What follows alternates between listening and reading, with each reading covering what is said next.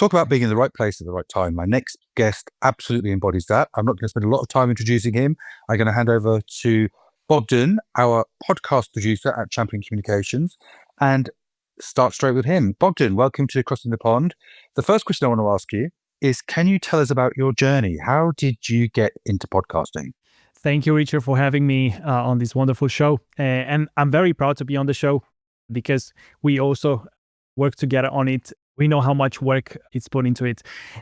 Yeah. And let me tell you more about myself. So my name is Bogdan Bratis, like you said, and I've been in the podcasting space for quite some time. So officially, specifically in podcasting since 2019, when podcasting started to take traction and it started to become more mainstream. That's when I decided to jump into this industry. But I have a long history with audio in general. I'm a musician to start with, and I transitioned from music into podcasting like many podcasters do, many podcast producers do, because music is a very competitive space. It's quite hard to break through the music industry and to make an honest living. So I decided to pivot to podcasting, and that was, I think, a great decision because I love what I do, and I love helping brands create meaningful podcasts that bring results to their businesses. Yeah, and that started quite all of a sudden while I was in the UK, but I can tell you more about that to the questions. Yeah, excellent. Well, first of all, I'm delighted to hear somebody say that they come to work with Champion because they want to make an honest living. Yeah, I think that's probably the first and only time that's ever been said. So welcome to the world of honest living with Champion Communications. That's fantastic. So tell me, what are the main reasons that the brands and the businesses that you're working with are using podcasting? Because as you say, it's a relatively new and still very fast growing channel. So what are the motivations that brands are coming and asking you, right, that are causing brands to come and ask you to help them with their podcasts? Yeah. So depending on the business and depending on what their goals are, right? But I would say, first thing first, if we zoom out, podcasting is a great authority builder. It is a PR vehicle for your brand. It has so many benefits to your brands. First thing first, you align yourself with like-minded people, with guests. If you are lucky to get some high-profile guests, and if you have a strategy on how to do that, you can obviously align yourself with those people and interview them. And obviously, that there's also a part of networking into that as well. Yep. So that happens. The visibility as well. Podcasting is still in its infancy. It's not as popular as, for example, YouTube videos or social media in general. There's still space for brands to get into this medium. Podcasting allows that. It allows for the authority and visibility to be achieved by brands. They get that through podcasting, and there's many reasons why you would want to start a podcast. SEO building as well, it's another thing as well. Through podcasting, if you are a guest to a podcast, for example, you get to build backlinks to your website through SEO. If you, for example, get other people on your podcast, I mentioned that you're going to align yourself with them, but also the content that you create, if you put the right amount of effort into creating the best content possible, that content can become what I would call pressable. People will talk about it. You will get mentions into magazines, into press. If you know how to pitch it to the right people, you can definitely get the right exposure. And it's basically a PR vehicle. If I look at it from a zoomed out version, that's what I feel most brands are interested in when they decide to start a podcast. And then there's obviously the monetization part of the podcast. We can talk about that as well. But brands are not necessarily looking for, I want to get as many people, listen to my podcast and stuff. It's an authority builder for the business, but also for the person that is hosting the podcast. Usually would be the founder of the business that wants to build a personal brand as well. So yeah, it goes hand in hand. Lots of different motivations there. One of the things you just mentioned was the impact on SEO. We're going to talk specifically about the role that podcasting can play in the world of AI and SEO. But before I get to that, I just want to focus our conversation because, as you know, listeners to Crossing the Pond, which you have worked on with us now for a number of different episodes and done a fantastic job, we're focused on the B2B sector. So businesses selling to other businesses. How does B2B podcasting differ, if it differs at all, perhaps, but does it differ? And if so, how does it differ from B2C consumer podcasting? Yeah, of course. When we talk about B2C, we have a wider audience. We usually work with podcasts that want to target a very, very wide audience of millions of people. B2B is targeting founders of certain businesses, for example, or certain people in the business that have some sort of decision-making authority in the business. Yeah. And that's a lot smaller. More focused audience. Exactly. So you want to position your podcast in such a way that you can actually target these people properly. So that's why when we work at Crossing the Pond, we are looking at the entire strategy of the podcast. We're not just recording episodes randomly. We are looking at the podcast as a funnel almost, if that makes sense. So, when we get on calls and start strategizing, we are looking at the target audience. And like I said, for B2B businesses, for B2B podcasts, we are interested to target those type of decision makers in the business. So that's kind of like the big difference between the two. Obviously, with a B2B podcast, you won't get the same amount of downloads as a B2C podcast. But that's why what I'm saying is that it's not necessarily the numbers that matter. There's a lot of discussion now which happens in the podcasting industry. I see lots of people asking is how do you measure the success of a podcast? And most of the time it's not necessarily downloads that will tell you, look, this is a successful podcast. I work with other people that have podcasts that get only 1,000 downloads per episode, for example, but I know for a fact that they get leads into their business, right? And they actually sell their software. It's a SaaS B2B company, and they get leads and the authority around it as well that gets built around their business. Just because the authority is built around the podcast and around the business, that attracts other people, even though it doesn't come directly through the podcast.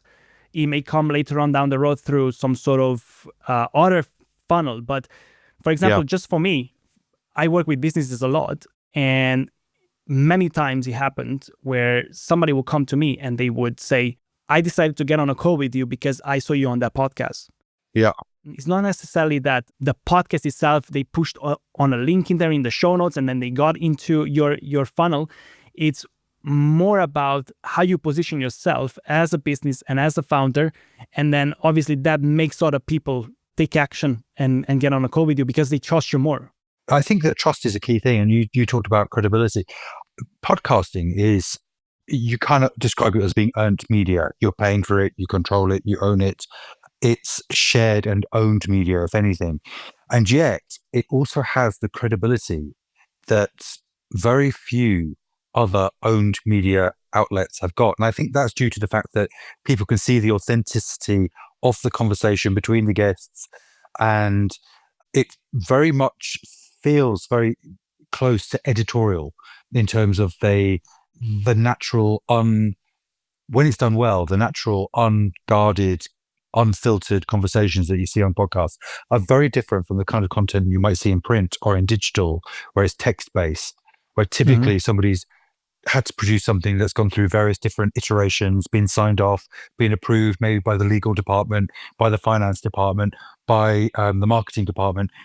And text-based content, I think, gets a lot more scrutiny before it's published, whereas a podcast tends to be a little bit more raw, a little bit more real. And in an age where we can't trust very much that we see because it could be artificially generated, or, as I said, it's been filtered and PR'd to the point that it's completely sanitized. Podcasting is different. Podcasting is a more authentic connection to the guests and the spokespeople, as you say. Yeah, definitely, yes. Obviously, when you run a podcast, a video podcast, let's say we do a video podcast with Champions Communications, you've got video, audio, and you also have got text as well. because you would eventually transcribe the podcast, or you don't even need to do that yourself. Like, for example, YouTube transcribes the podcast automatically, gives you subtitles, captions. Apple Podcast, if you put the right settings in there, that happens in there as well. And you've got the transcription in there. So podcasts are searchable.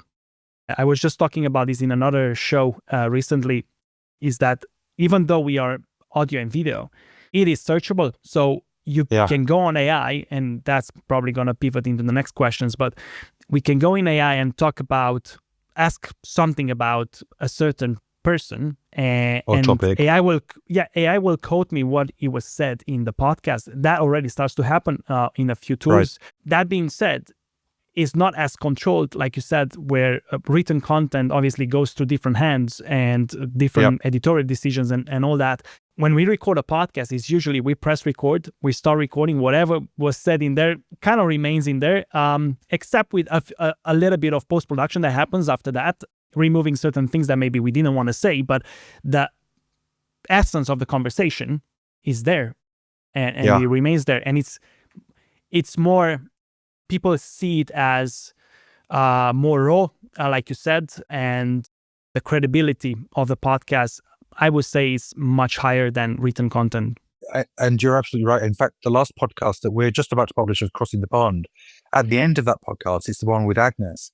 Fantastic podcast, but at the end of it, there's like a little glitch because my camera cuts out.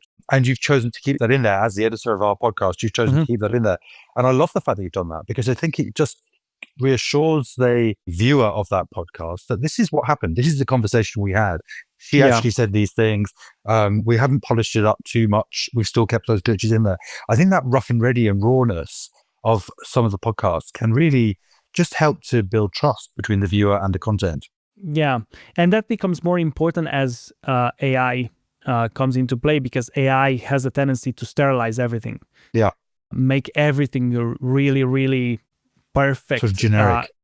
It's still far away from being able to produce content from, like, at a professional production level. It still looks very cheesy and very fake, if I can use that word. But it will become more and more important for us to show authentically. And lots of businesses put faces on their websites now, like small to medium-sized businesses especially. If you go on their website, they will always show the faces of the team members, the founder, a story about the founder. They want to come across authentically. So the idea of working with a company instead of working with people starts to become like a little bit old news. Yeah. So even for me, I talk with clients directly, and that's what people want, because now when you call customer service, you're going to get AI. When you go and type some questions into a chat bot, you're going to speak to AI. So that's what starts to become more and more important as the months go by. The humans in the business. Well, before we talk about AI, because we are absolutely going to be talking about that, but I wanted to know, you work with so many different podcasts. You eat, live and breathe this stuff. You're constantly listening to, watching, absorbing, and working with different podcasters and their podcasts. A lot of those will be B2B. Obviously, the ones we're doing together are all B2B, because that's all Champion does. We're very much focused on that. What are the main mistakes you see B2B podcasters making? They don't plan enough. They just create a podcast that is very generic and boring. Right. So in order for a podcast to be successful, it needs to have an interesting story. It's about storytelling at the end of the day. I used to have a sticker note in here that says something like content makes podcasts. And if you don't have the content, it's like if the content itself is not good enough, no matter what you're going to do after that, for example, recording properly, post-producing properly, repurposing the podcast and everything, all the promotional side of it just goes down the drain, is the essence that matters the most. And a lot of people skip that part of the podcast production process, where they need to strategize the concept of the show. So I've seen many businesses do that mistake, and they wonder why after 50 episodes, they don't get the results they were looking for. And I don't mean here like the huge amounts of downloads. I mean here about, the other things that happen after the podcast is released, you want to get clients. Why I don't get clients? It's probably because certain things that you talk in the podcast are not resonating with your target audience. So that needs to be addressed right from the start, so you don't waste your marketing budget starting a podcast that will experience what I call pod fade, which unfortunately 75% of podcasts experience this just because they don't prepare enough in the beginning. So that is, I would say, one of the biggest mistakes, because it could have financial implications and obviously time implications as well, like losing time on a project that will not provide you an ROI is not good. And obviously other mistakes I would say is the quality of the podcast. Now, like you said, we need to have authenticity and rawness into the podcast, but at the same time, you also want it to have good enough so people can understand what's being said, and you want to have good enough audio, good enough video, so the message gets across. I've seen podcasts that sound horrible, like they don't use a platform like Riverside, for example, what we're using for this particular recording. They use like generic Google Meets or Zoom, which is very compressed audio. You cannot do much with it in post-production. It just sounds bad, and people will just ignore it, because now, even though I said that like podcasting is not as competitive as YouTube, for example, it starts to become competitive slowly, and quality matters, as you know. I think you're absolutely right. I think it's also very important because, as a podcaster, I'm very aware that I'm incredibly grateful for every bit of energy and moment of attention that our podcast attracts from somebody who might be interested in it. And it's disrespectful not to use the right kit, he said without a microphone. But I think it's very important to have the right standard of output if you wanted to. These are busy, especially in the B2B world. These are busy people that have got other things that they need to solve. And I think the quality of the experience and the quality, and more importantly, the quality of the content are vital, because you're starting a relationship with many of these different audiences. Each individual is a potential business relationship or partner for the long term, and to start that off with an imbalance, I think, is very unhealthy. Yeah, and obviously it's not possible for each and every recording to be perfect, because like busy people like you are traveling from London to Brazil, like getting your equipment from one place to another is going to be a hassle. So sometimes you need to record with your laptop microphone or stuff like that. But obviously investing in post-production to fix some of that, it's crucial, because it's fixable in many cases. It's definitely improve.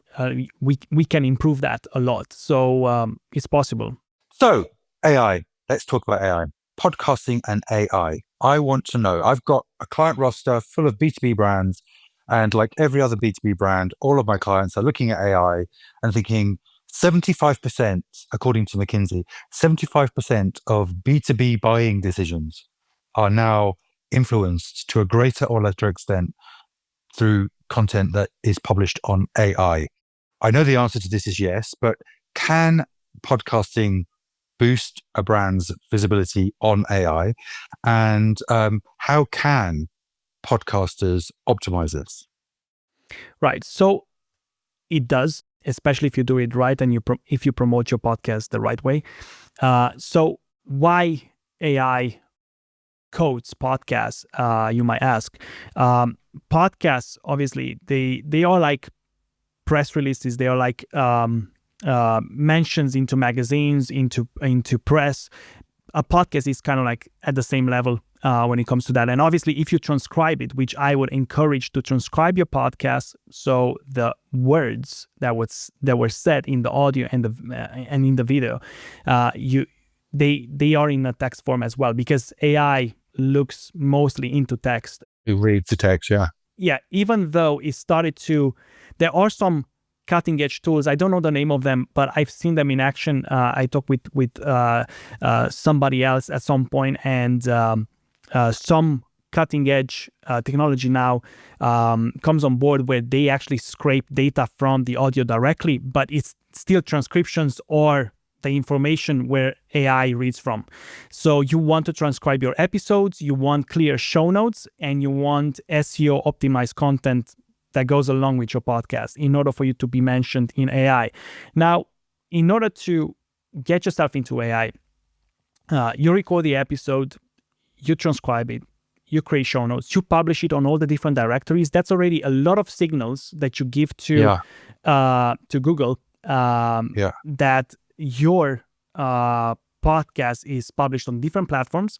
And ChatGPT and other AI tools, they are using Google search most of the time to code certain things, right? So it's using that, like a lot of people say SEO is dead, and that is completely false. Like that's just, things to scare other people to buying courses and stuff like that. But SEO is definitely not dead. It's becoming more important because now if you're featured on the first page of Google, it is more likely that you are going to be put into the AI overview or in ChatGPT and so on. So it's very important that you do that with your podcast. You repurpose it in text. An extra step after that, it is to create articles based on your episodes. And that is really crucial because now Google favors articles that are that quotes experts, right? And I see that a lot into the PR industry where lots of magazines, lots of websites, they want expert insights into a certain written article. You've got already that insight is there. You just need to quote it into the article. So definitely do that. Make sure that you write an article on a specific topic that is easy to rank for your specific brand, and try to rank it on the first result. And obviously use quotations from the podcast, and make sure that you name the person and the date when that happened.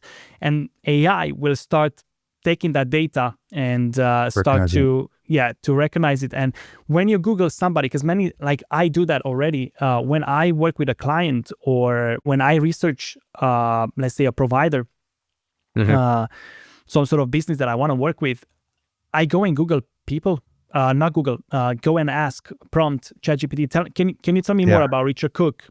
What did he do in the past and stuff like that? And I start having a conversation so I can get an overview of that particular person, so I know who am I going to deal with. And everybody does that already. It's just almost like natural. Why wouldn't you? Actually, it's strange that you say this because I've just been interviewing, and one of the things that's been really different has been the extent to which it's obvious how much research candidates have put into it. And it's now got to the point where, as an employer that's recruiting, I take it for granted and assume that the candidate has spent a little bit of time doing some homework, figuring out who we are, who I am, what's going on, and know why they're having the conversation. But those people who don't do that, they don't progress. Typically, they do not progress because there's just that. It's so easy now compared to how it used to be in terms of being able to find out, okay, I'm talking to Bogdan. This is his history. These are the things that he's liked and posted and shared and commented on. I can see so much now that really gives me an insight into the conversation I would like to have with you. And so you're right. I think that preemptive search, whether it's a business prospect, whether it's a partner, whether it's a client, employee, many of your stakeholders will and should be doing that. And I think increasingly that's going to become normal. Yeah, it's going to become normal. In my life, at least, it is normal. Before, you had to go and visit lots of websites, read articles. Now AI is summarizing all that for you. So it's important that you ask ChatGPT regularly, who is Bogdan Bratis? Who is Richard Cook? What can you tell me about this person? See what happens. So you know, how do you project yourself in the front of other people through AI? And how, Well, this is interesting because Bogdan Bratis, I cannot imagine there's a great deal of competitors using that name that would get confused. Obviously, Richard Cook, a much more common combination of names. And so, yes, what you're just saying, just understanding what comes up when somebody's Googling you, I think has become ever more important. And podcasting can help with that. Yeah, and personal branding, because you touched on names in here.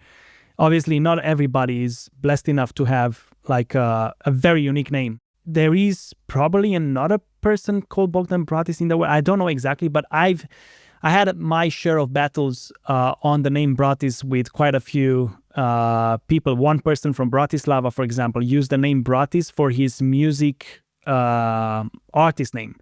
And I used Bratis as well. I didn't use Bogdan Bratis. I used solely just Bratis.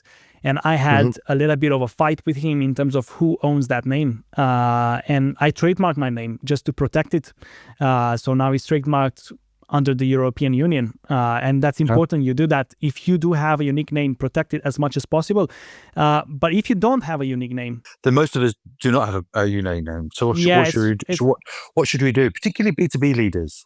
Yeah, I would say use your middle name as well, if possible, if you have one, or try somehow to build more authority around your name so you're more important than the other person.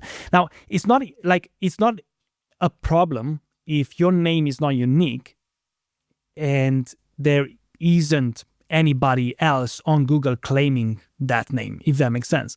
There could be 100 Richard Cooks in the world, but if there's just one person that is coming across known for like it's public, then it's not an issue. But if you write Richard Cook and then you find somebody else in there, there is a problem. There is somebody that claimed that position before you. So you need to see if it's worth battling with that person on the position, or it's better to just come up with maybe having the middle name, an alternative. Maybe you can do it Richard, middle name, just kind of like a letter, the abbreviation. Richard G. Cook or... Yeah. So I had a member of staff right at the beginning of Champions Life. I think it was 2008, 2009, around that time, I think. We had a colleague that joined us. She was absolutely fantastic, phenomenal PR person.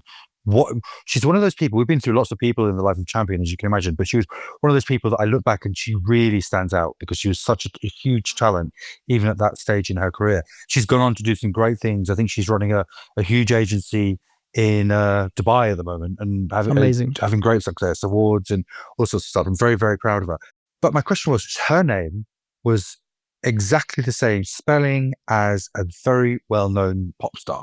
That's the worst case possible. It was a very difficult thing from an SEO perspective, but it helped her because when she'd ring up a journalist or a client, they go, "Oh, you've got this," and it would be an icebreaker.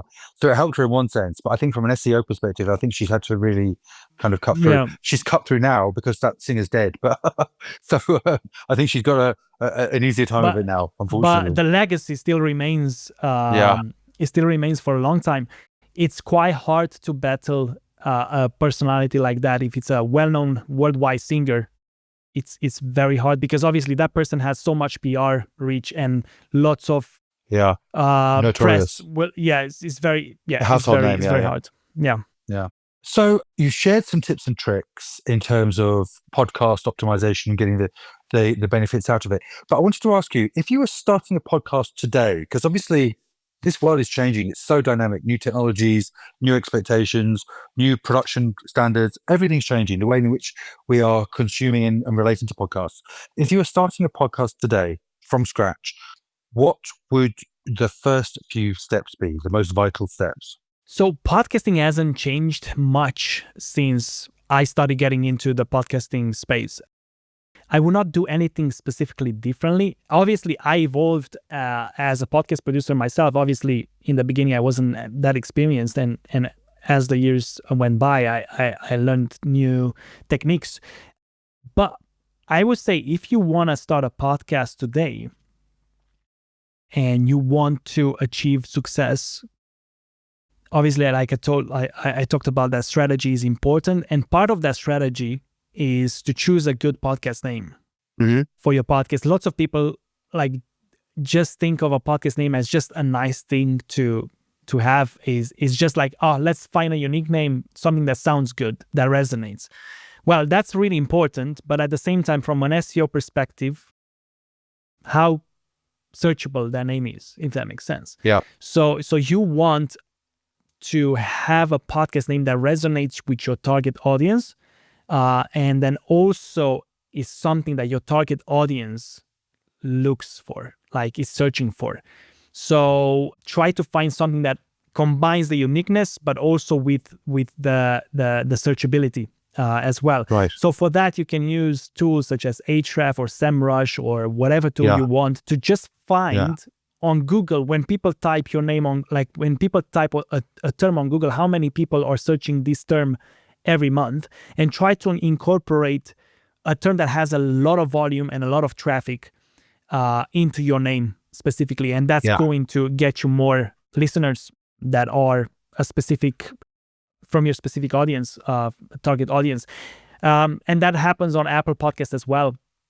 Because you do this research on Google, you cannot do this research on Apple, but that research already translates to Apple anyway, because even though it's on Apple, it's a different search engine, the same amount of kind of like queries would happen there as well. So you want to test that out as well. So, and a podcast name is not necessarily set in stone 100%. If you see that you don't rank in Apple Podcasts with your current name, try maybe manipulating the name a little bit to see if you can rank higher. There's more to ranking in Apple than just a name, but I'm saying that this one is a very important part. Other things is like the amount of reviews you have on Apple Podcasts, the amount of, like, how do you use keywords in your descriptions and the titles of the episodes. So all that stuff matters. But the biggest, I would say, is the name of the podcast. If that is not right, you'll be invisible on Apple Podcasts, and that's a problem. Get the name right first, says Bogdan. Brilliant. Thank you so much. How do you see podcasts evolving in the next 12 months? You said that they haven't changed, and maybe I misspoke, but how are podcasts going to be used, and how's that going to evolve in the next 12 months? What changes do you see coming in this space? So there are a lot of big changes coming in the space. They're not necessarily mainstream changes, like people don't necessarily do these like as a standard procedure, if that makes sense. But I see AI playing a huge role in podcasting. And what I mean here, in the production space. I'm not sure exactly what the future of that is, because you see there are companies nowadays that create AI personas and create podcasts with AI personas. Now, that's interesting. It's cutting edge.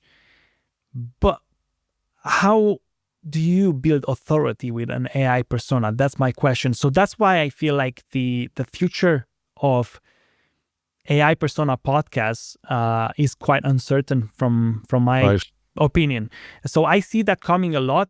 I read a website called Pod News, a newsletter that I get on my email. Did you say Pod News? Pod News, yeah, and you find all the developments in the podcasting industry, and I read it from time to time to see what's happening in the space. And a few weeks ago, there was an article about a podcast company that created about 3,000 episodes within a few days and released them within a few days with AI personas. And they were able to scale up podcasting to an industrial level, if that makes sense. And now the problem is that these podcasts, they start to flood the Apple Podcast algorithm. Yeah. Everything. And it makes the podcasting space a lot more crowded because of that. Yeah. But what I feel all these podcasts are AI slop. That's what they are. Yeah. Because I listen to them to see what they are. And literally there's no thought put into them. It's literally, they are generated really quickly. Like, how much thought can you put into a podcast that was made under a minute? Like, you cannot do that. And the podcast has an hour in length, let's say, right? Yeah. Or whatever. Kind of an abusive relationship, isn't it? Expecting people to listen to something that you haven't even listened to yourself. It's not ethical, in my opinion. Yeah. So there's a big problem with that in content marketing in general with that. I think that's even more of a problem in the world of B2B, because you do not have a universe of millions of people, and it's not a numbers game. It's a much more in-depth relationship that you're looking to cultivate with prospects and decision makers. And to throw 100 hours of podcasting dross out there, hoping that it's going to optimize SEO. I'm assuming that it won't be long before the SEO algorithms start to discount people for that sort of behavior. But it's already doing that. So if you write an article with AI, like, you don't do anything with it. You just like copy paste it from ChatGPT. Tools already measure that, including Google. So you will rank maybe for a few days on Google on the first page if you wrote it correctly with AI, if you gave the right prompts and stuff, and then within a week or two, your article will be pushed down on the third page, fourth page. And if you're not on the first page, it doesn't matter anymore. It literally doesn't matter. Like, first page is the holy grail. In fact, it's not even like, is it top 3? Top 3, you get the most traffic, and first page, you get some traffic. but second page is literally is not counted anymore. You don't exist. Yeah. Yeah, you don't exist. It's like that experiment with Schrodinger's cat. Yeah. Is the cat in the box or not? It doesn't matter. Google can see all these issues. Grammarly, for example, if you know the software, right, that helps you write, they have an AI detection software in there. If you write any emails, if you write any articles to submit to other magazines or press or whatever, people will check it. So it's not worth it. It's just a waste of your time.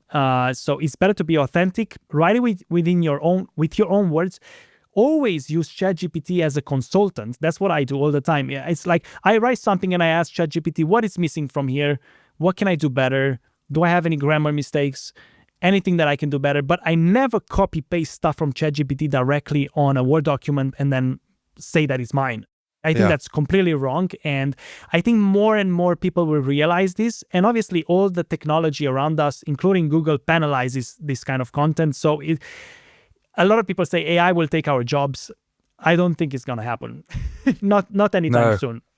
Oh, thankfully, no. I think you're right. There was a lot of hysteria about that this year in the UK. It seems to have gone away now. I think people have realized that there are some limitations there that will always mean that humans need to be involved. Bogdan, thank you for sharing your thoughts, your perspective, your advice, and your vision for the future of podcasting, specifically in the world of B2B. This is great. How can viewers and listeners to this podcast find out more and get your advice on their specific setups and their challenges? Right. So if you want to get in touch with me, go on Champion Communications website. There is a specific page about myself in there. Get in touch with Richard. He's going to help you out with the podcast. And obviously, I'm going to be there as well to help you out. So you can find me on LinkedIn as well. You go on LinkedIn, you type Bogdan Bratis. I'm there as well. And obviously, because I podcast myself as well, you can go and listen to my own podcast called the Podfiles, which is on Apple Podcasts, Spotify, whatever you listen to your podcast, you can find it there. Fantastic. Loads of different ways. Bogdan, brilliant talking to you today. Thank you so much. I'm looking forward to progressing with our next episodes of Crossing the Pond. But in the meantime, thank you very much for your time today. Thank you, Richard. It was a pleasure.